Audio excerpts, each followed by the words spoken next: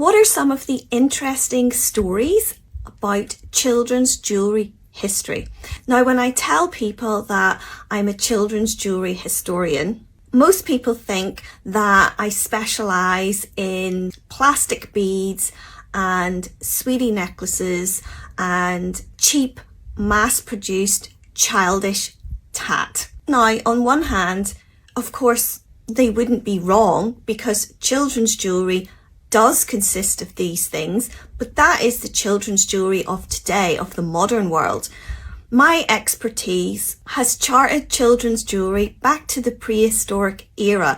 In fact, the earliest example of children's jewellery so far discovered is 74,000 years old and consists of a seashell bead that was buried with an infant. My PhD research has documented the history of children's jewellery since then. Children's jewellery is an unknown, forgotten, hidden history, and apart from my own research, there's virtually no other documentation around this topic.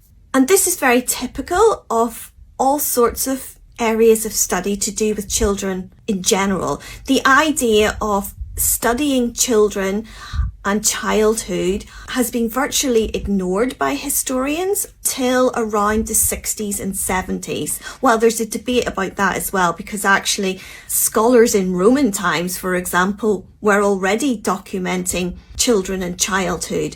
But the modern concept of the idea of childhood and the history of childhood and studying that really only began in around the 60s and 70s and is still a marginalised area of study.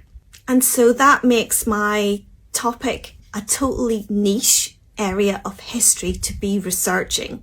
If you'd like to learn more, follow along.